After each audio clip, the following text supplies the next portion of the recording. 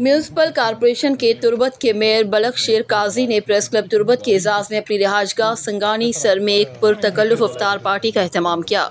इफ्तार party में press club Turbat के सदर हाफिज़ सलाहुद्दीन सल्फी, नायब सदर इरशाद अख्तर, जनरल सेक्रेटरी नूर शाह नूर, फाइनेंस सेक्रेटरी मकबूल नासिर और ज्वाइंट सेक्रेटरी अयाज असलम, माजिद समद, तारिक मसूद समेत सहाफ़ी बरादरी के नुमाया अफराद शरीक थे। इसके अलावा म्यूनसिपल कॉरपोरेशन के चीफ ऑफिसर शोएब नासिर और बलूचिस्तान बार कौंसिल के एग्जीक्यूटिव बॉडी साबिका सरबराह कासिम गाजीज़ई एडवोकेट भी खुसूसी तौर पर इफ्तार पार्टी में मौजूद थे। तुर्बत प्रेस क्लब के सदर हाफिज़ सलाहुद्दीन सल्फी ने मेयर तुर्बत बलख शेर काजी का खुसूसी शुक्रिया अदा किया। इफ्तार के बाद नशिस्त में शुरका ने मुल्की, सूबाई और मकामी सियासी सूरत हाल पर गुफ्तगू की। बलूचिस्तान और ख़ास तौर पर तुर्बत में सहाफ़ियों को दरपेश मसाइल, हुकूमत की पॉलिसियों और अवामी मसाइल के हल के लिए म्यूनसिपल कॉरपोरेशन के इक़दामात पर भी तफसीली तबादला ख्याल किया गया।